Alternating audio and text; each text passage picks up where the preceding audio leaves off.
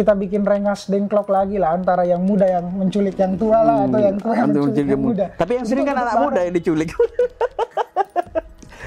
Nggak ya? Nah, sekarang harus ada agenda itu. Jadi kita culik Pak Prabowo buat duduk bareng. Oh, ini maunya generasi saya, Bang. Apa yang tidak dibuat-buat dalam kontestasi Pilpres kemarin lah, Bang? Menurutku ya by design. Semuanya by design. Oke. Bagaimana misalnya apa ya agenda Pak Prabowo dengan Pak Jokowi yang terus-terusan dilekatkan itu kan udah didesain. Bagaimana pemilih Pak Jokowi yang percaya dengan data 70% suka Pak Jokowi. Nah itu kan disetting bagaimana misalnya Pak Prabowo itu harus seolah-olah dekat dengan Pak Jokowi lah. Setiap tim atau calon yang akan ingin menyentuh hati anak muda, jangan buta tren, jangan memaksa ikut tren. Dua ini aja sebenarnya.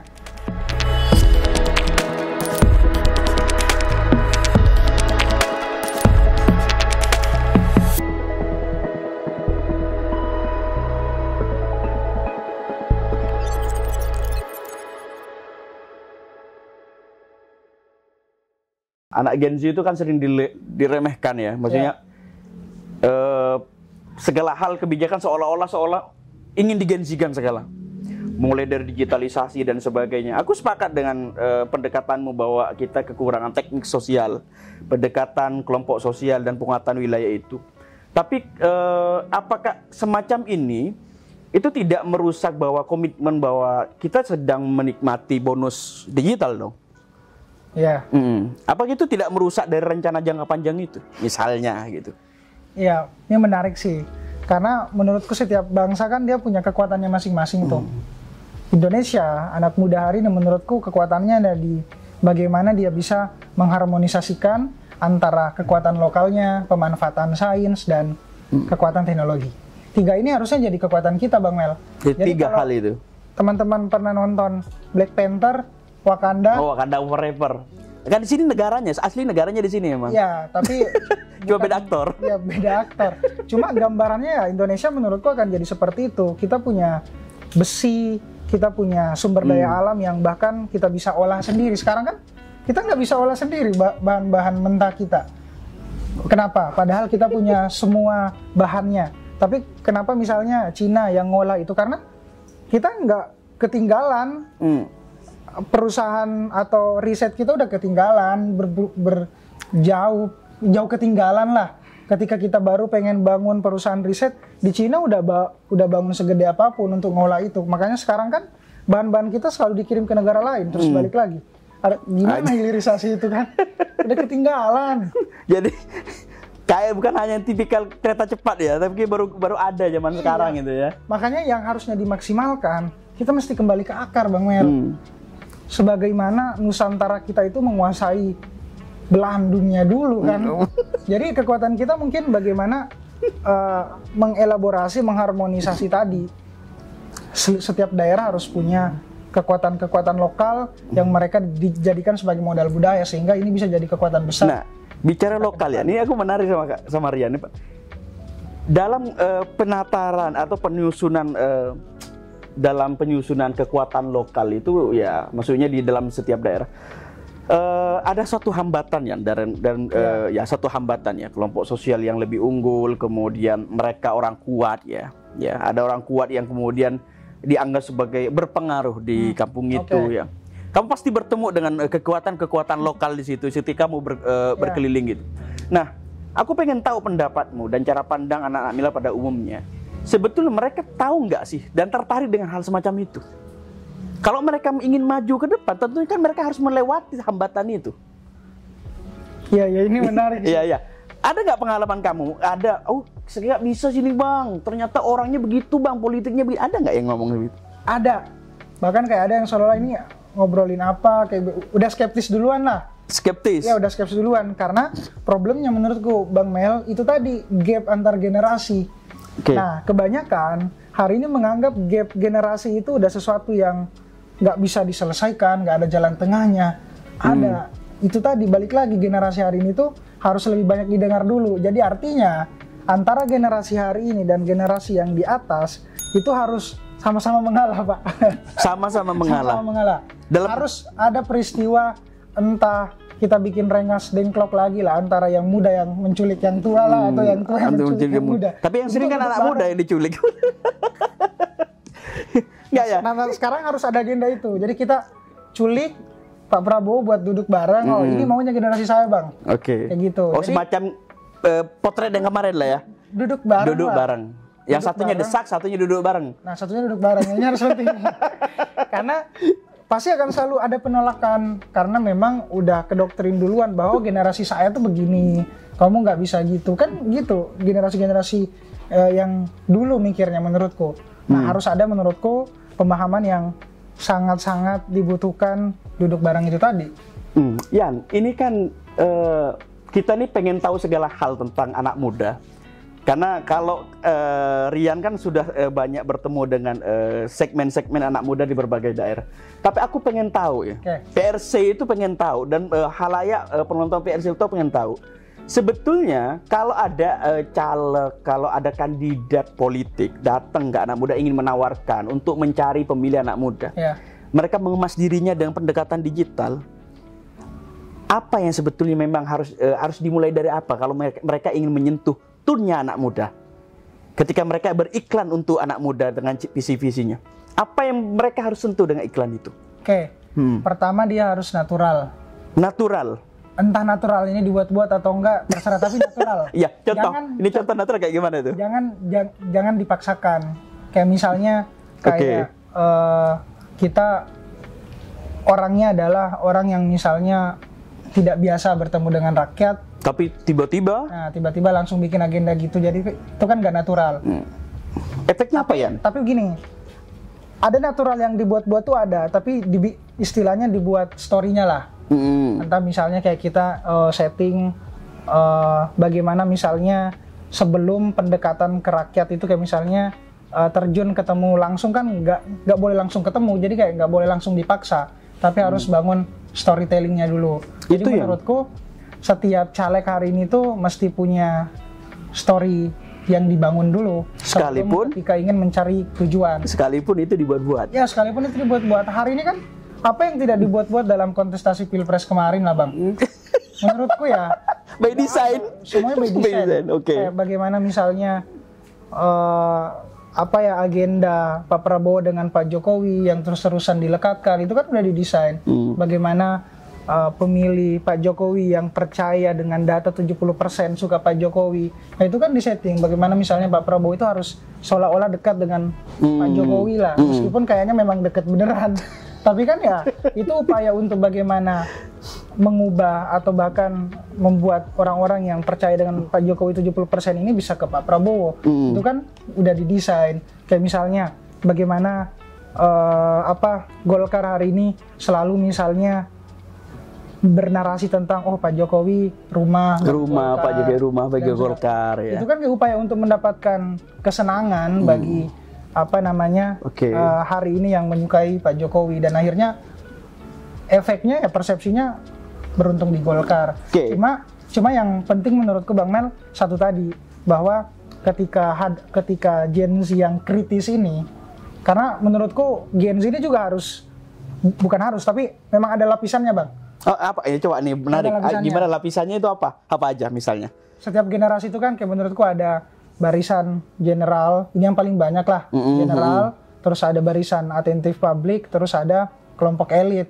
Jadi misalnya 3 ini, general ini mungkin paling banyak ya, yang mungkin paling banyak bisa diterpai informasi, kemudian mungkin masih bimbang dengan segala yang terjadi. Tapi kelompok atentif ini yang menurutku Gen Z kritis ini memang nggak sampai 10% lah. Tapi mereka ini yang mampu menilai kayak ini kebohongan nih, ini disetting nih. Nah, kebanyakan ini tuh mereka yang harusnya lebih banyak muncul daripada yang general yang tadi ya. General ini tadi yang porsinya lebih besar lah. Sisanya ya kelompok elit tadi yang mungkin bisa mempengaruhi di dalam juga. Tapi ada nggak sih Yan kelompok Gen Z itu yang elit itu? Ada, Bang. Ada. Anak-anak pejabat. Saya tidak sebut itu. Tapi ada kayak gitu. Banyak. Seberapa besar pengaruh mereka itu untuk Gen Z? Nggak ada sih. Nggak ada ya? Karena menurutku beberapa dari mereka, ini nggak mengeneralisir. Gue juga masih kenal anak pejabat yang dia punya integritas yang bagus juga. Tapi beberapa hanya menyandarkan dirinya ke patron politik dan dinasti politik. Ini kan permasalahannya Bang. Jadi kenapa hari ini politisi muda dikata-katai ya karena anak-anak pejabat. Oh, oke. Iya kan? Karena ya mereka bukan bidangnya, nggak tiba-tiba menang. Oke. Jadi apa solusinya? Menurutku solusinya harus ada undang-undang dibikin untuk, maksudnya undang-undang yang diatur pada saat pilkada atau pemilu lah, yang dimana memang untuk proses mereka bisa nyalon itu harus ketat, harus sesuai dengan kebutuhan bahkan, dan harus keras juga sanksinya. Itu kan nggak ada sekarang. Ya oke. Sebetulnya nggak bisa keras Yan. Lebih tepatnya definitif keras itu kayak agak ambigu. Republik itu ambigu sekali. Oke, ini menarik kamu bilang tadi bahwa harus ada alami ya atau natural. Iya, natural aja. Yang kedua, apa syarat para caleg itu kalau ingin merayu dengan visi misi kepada Gen Z itu apa? Pertama sekarang polanya gandeng influencer. Oke. Cuma influencer kan mahal ya. Nanti Rian akan spill lah, rate-nya berapa?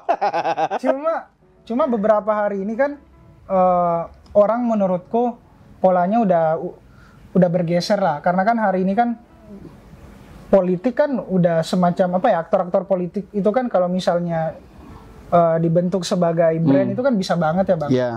Mulai dari kita mempertegas positioning, branding, segmenting itu kan bisa diatur. Cuma yang paling penting adalah harus tahu dulu target audiensnya siapa, baru target pasarnya siapa, baru kita perjelas positioning kalian mau apa, isu yang mau digarap apa yang lagi dibicarakan apa. Cuma ya sekarang menurutku adalah bagaimana tadi setiap tim atau calon yang akan ingin menyentuh hati anak muda, jangan buta tren, jangan memaksa ikut tren. Dua ini aja sebenarnya.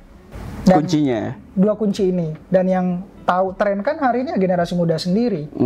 Generasi muda sendiri yang tahu trennya, jadi lebih banyak lah duduk bareng, ngobrol bareng dengan generasi muda hari ini. Oke, tapi menurutmu ya ini yang cukup harus banyak yang bertanya ya. Waktu Pilpres kemarin itu kan hampir rata-rata semua calon presiden kita dan mungkin beberapa caleg itu menggunakan influencer. Yeah.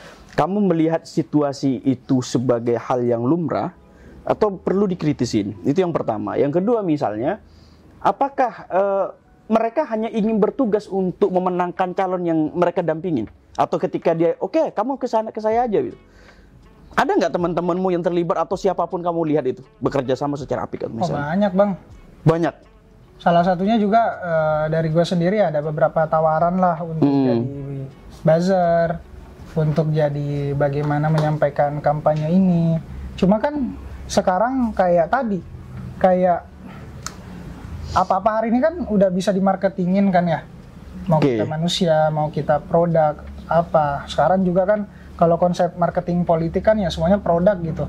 Jadi ya influencer ini sebagai amplifier, sebagai media biar mereka bisa mencapai tujuannya, mencapai tadi target audiensnya mereka, target pasar mereka, pasti mereka butuh si influencer ini. Dan beberapa influencer juga punya apa ya, kekuatannya masing-masing lah. Ada yang kuat di personal, ada yang kuat di isu. Jadi tidak semua kuat di bidang-bidang. Jadi ada klasifikasi ya. Yang paling mahal yang kuat di personal. Yang Oke. kayaknya dia mau ngomong apa semua orang dengar. Oke, ternyata ada orang-orang yang kuat secara personal itu harganya mahal ya? Harganya mahal banget, Pak. Bukan hanya teknik pengambilan videonya aja yang dimakai. Jadi ya ketika dia bersabda cuma satu kalimat ya semua orang udah ikut lah.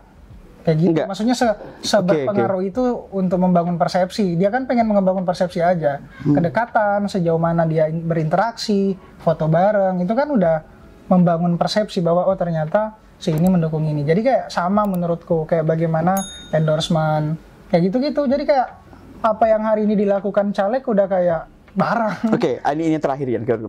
Dari sejumlah influencer, rata-rata Gen Z apa milenial ya?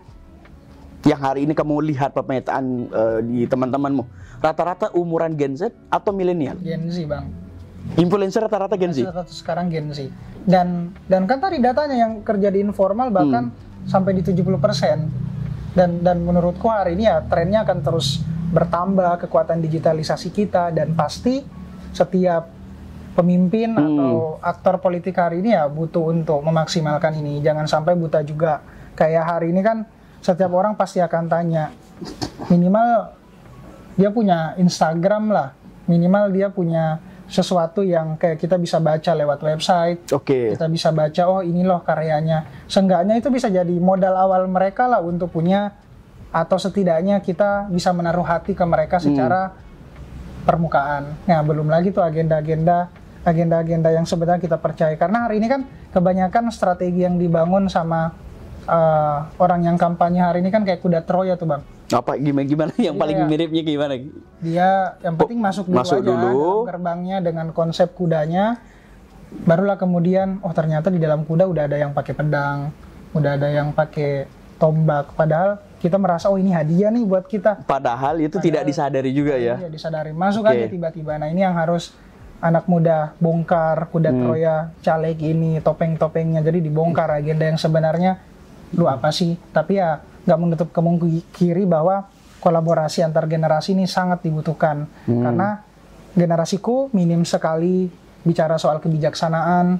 Ya mungkin ada pengetahuan, tapi kebijaksanaan masih kurang. Jadi generasi abang ya punya kebijaksanaan itu, punya pengalaman itu. Jadi ini yang harus kita duduk bareng. Apa sih yang dibutuhkan Indonesia yang sekarang? Apakah kita bisa melewati petaka bonus demografi ini atau enggak? Karena jangan sampai Bang Mel, Indonesia jadi kayak fenomena, menurutku ya, gak tau ya opininya Bang Mel gimana soal Arab Spring. Oh ya, Arab Spring menurutku, ini berdasarkan tulisannya Prof. Singgoha Manaka juga, itu berkolerasi dengan perubahan demografik anak muda juga. Yang anak muda trennya naik, angka produktif tinggi, tapi tiba-tiba tidak punya pekerjaan. Dan ternyata itu berpengaruh dengan terjadinya gerakan revolusi. Ini ada tulisannya. Iya, jangan sampai terjadi kayak gitu. 45 bukannya malah bonus, tapi ya kita boncos gitu. Boncos, chaos. Oke. Ini jadi Rian membayangkan bahwa memang sejauh ini tidak ada kolaborasi yang secara signifikan ya tentang antar kandidat. Ada signifikan, cuma ambil putus. Iya. Ambil putus gimana maksudnya? Ambil putus ya, oke. Mau nggak kolaborasi sama saya? Setelah udah nggak dirajut lagi komunikasinya. Setelah enak. Setelah itu misalnya chat dirit doang. Ya Allah ya Rabbi. Iya kan, kayak misalnya pas ada butuhnya aja. Jadi ya pengennya generasi muda hari ini kan pasti jangka panjang, bagaimana ada kepastian, bagaimana ada isu yang terus diperjuangkan ini terus bergulir sampai kemudian hari. Bukan hanya datang pas ada maunya aja kan, Bang? Itu sih kira-kira. Jadi teman-teman, para teman-teman ini pasti banyak ya penonton kita yang sedang bergerak dalam pemenangan kandidat gitu. Pasti ada yang nonton ini. Ya teman-teman, kalau tertarik gitu untuk berkolaborasi silahkan. Tapi tolong dong jangan PHP lah gitu, PHP lah. Jangan menyampaikan sesuatu yang seakan-akan bonus malah boncos di kemudian hari. Ya, setuju, Bang. Dan ini pesan dari Presiden Gen Z Rian, bahwa teman-teman kalau ingin membranding tolong yang alamiah, yang natural. Kemudian itu menjadi kekuatan di mana menjelaskan kandidat teman-teman sekalian bisa lebih tegas, biasa lebih alamiah dan sebagainya. Oke Yan, terima kasih Rian telah datang ke Padepokan Rakyat Cendekia. Semoga kunjungan Rian ini bukan satu kali, nanti bisa berlanjut ya. Ini isu yang sangat menarik, kemudian diskusi kita sudah berlangsung cukup padat dan juga banyak hal-hal yang baru yang kami tangkap dan kemudian bisa lanjutkan di diskusi yang lainnya. Terima kasih Rian ya. Saya ucapkan untuk teman-teman tetaplah di channel kami di PRC Talk. Sekian, salam demokrasi. Salam.